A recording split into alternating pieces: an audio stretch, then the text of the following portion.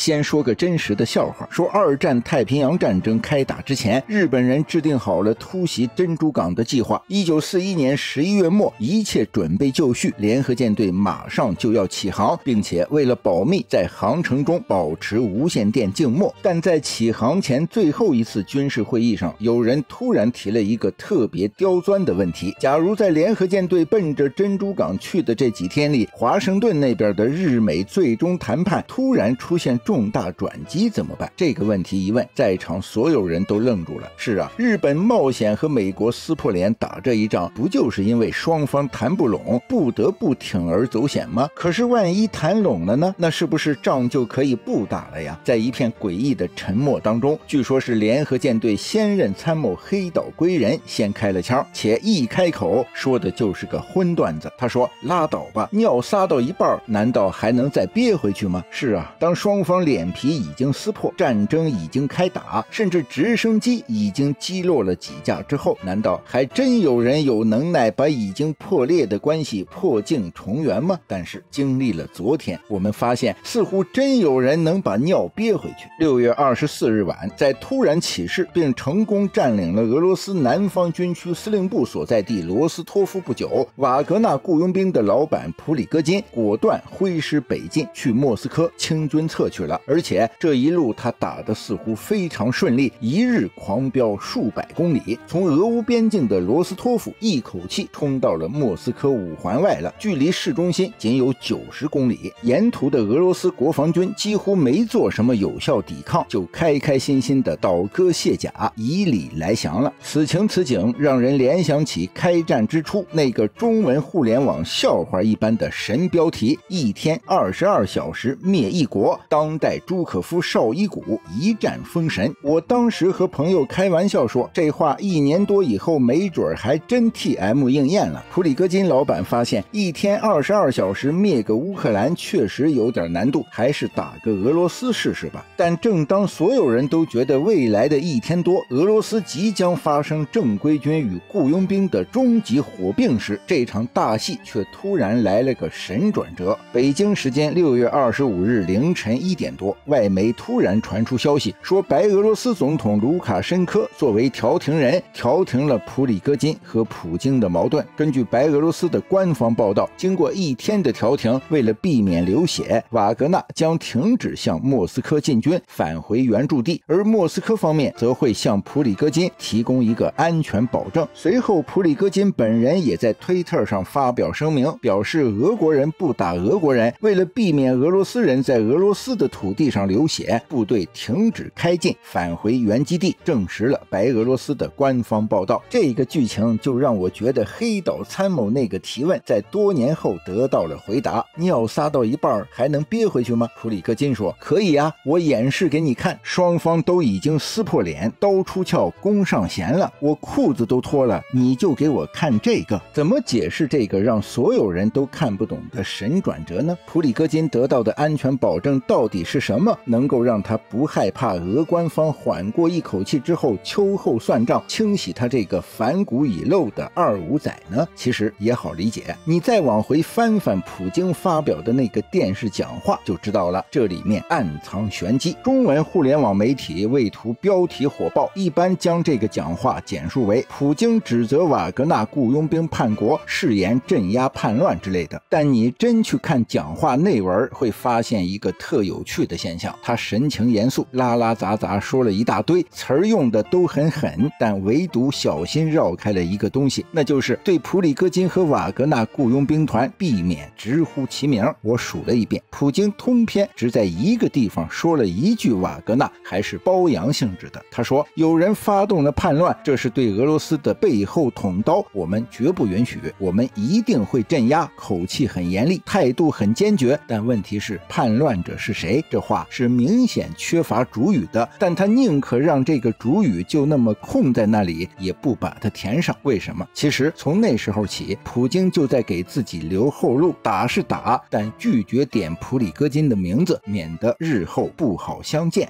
普京的这个暧昧态度让我想起了另一个历史典故。公元1600年，日本战国时代最终战关原合战爆发。表面上看，此战是日本版司马懿德川家康在太阁丰臣秀吉死后跳反，率领依附自己的大名要夺取天下，而忠于丰臣秀吉留下的孤儿寡母的石田三成为保卫丰臣家的天下而奋力一搏。但关原合战发生前，历史有一个特别诡异的前奏。石田三成去大阪城觐见丰臣秀吉留下的寡妻殿殿，跟他说：夫人，我们马上要开打了，为了表示义在我方，您能不能让秀吉公的儿子秀赖殿下到战场上出阵露个脸儿，或者您怕儿子出危险，把丰臣家的家纹或者马印签成朴单给我们用一下也可以。但就这么一个看似最简单的要求，殿殿居然一口回绝了。要俺家秀赖出阵站台不可能，要太阁的家纹马印我也不给，我不给你站台，石田三成你就拿着你自己的家纹去跟德川军拼命好了。结果关原合战就打成了一场义在东军还是义在西军大家自己把握的奇葩仗。后世很多人在回顾这一段时，往往会感叹殿殿对儿子的宠溺和有脸无脑。德川家康都反骨已现，打上门了呀，人家石田三成忠心护主，你怎么连个台都不愿意给他站呢？但细一分析，你会发现殿殿有他自己的考虑。诚然，关原合战如果德川家康的东军胜了，自然没有他们孤儿寡母的好果子吃，但如果石田三成的西军赢了，丰臣家的天下就坐稳了吗？你要知道，石田三成为了拉拢各诸侯，已经提前把里子都许出去了，许诺毛利家会成为天下第二大名，许诺小早川秀秋在秀赖成年之前一直替他当官白。这就导致此战即便是西军赢了，丰臣秀赖得到的也将只是一个被各西军大名彻底架空的名分而已。所以保证丰臣秀赖能够主宰日本的基础是什么？是他爹丰臣秀吉留下的那个五大佬五奉行，让各大名彼此互相掣肘制衡的权力结构，维持这些诸侯的力量军事和稳定，既不让东风压倒西风，也不让西风压倒东风。丰臣家再利用自己的机微在其中玩弄权术，居中调和，这才是丰臣秀吉给他的孤儿寡母留下的掌权之道。从这个意义上讲，只要关原合战刀头见血，丰臣的天下就肯定破灭了，因为原先的军事被打破了，不管东军西军谁输谁赢，丰臣秀赖都会沦为被实力者架空的傀儡。所以殿殿此时的选择就是死活不出来站队，他所期望的其实就是德川家康能够知难而退，或者在关原被石田军成功阻击之后，丰臣家再以调停者而非参战者的身份出来弭兵止乱，在大明之间和稀泥获得权力。这是当年丰臣秀吉对朝鲜发动特殊军事行动的初衷，也是他留给妻儿的定策。而看懂了当年殿殿的算盘，你就能理解如今的普京是怎么想的了。我们说普里戈金从一介当年普京的厨师出身的私企老板，一路混上现在敢提兵上洛的军头，靠的是谁的提携？当然是普京本人了。但普京为什么要提携普里戈金，让他完成这个在现代国家几乎不可能完成的奇迹呢？是因为普京知道自己想保证权力的稳固，就需要依赖军事力量，但这支军事力量不能只掌握在国防部正规军的手中。如果全俄只有这一支地面武装，一旦战事开打，国防部掌握的权力过重，就很容易反过来把他自己给架空了。所以他需要塑造一支甚至多支瓦格纳这样的私兵。严格意义上说，这些私兵到底是否忠于他本人其实都无所谓，重要的是他要维持这些私兵与正规军之间斗而不破，彼此制衡的状态。在这种状态下，他再来充当这个上位调停者，权力就可以稳固了。这跟古罗马和奥斯曼土耳其帝国皇帝明知禁卫军喜欢叛乱事主，却依然要养一支只效忠他私人的禁卫军是一个原因。有禁卫军只是有叛乱的风险，没禁卫军就100%被边防大将架空，是你选哪一个？而从这个层面说，如果瓦格纳雇佣军真的提兵上洛，与国防军彻底摆开架势，一决雌雄，无论谁输谁赢，赢，都意味着大地的失权。普里戈金冒险成功，当然俄罗斯就和他昨天喊的一样，日月换新天了。可是即便国防部弹压这支私军成功，大地也将面对一个权力悖论，因为这样一来，国防部正规军的威信和权力就会上升，而私军系统将彻底弱化消失，这与他的初衷也是相违背的。所以对他来说，最好的态势莫过于这一仗不要打，双方都各退一步，回到之前斗而不破的状态。这就是为什么不到兵戎相见的最后一刻，普京不愿意跟任何一方彻底撕破脸，也不愿意为其中一方站台。这跟官员核战中电